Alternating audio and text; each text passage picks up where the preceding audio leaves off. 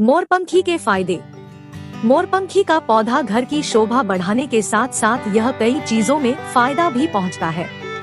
मोरपंखी के पौधे को अगर वास्तु के अनुसार लगाया जाए तो यह घर में सुख समृद्धि का भी प्रतीक माना जाता है।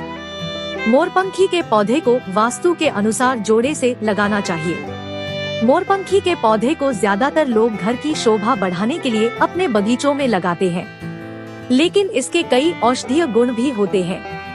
इसका उपयोग कई होम्योपैथिक और आयुर्वेदिक दवाइयों में किया जाता है।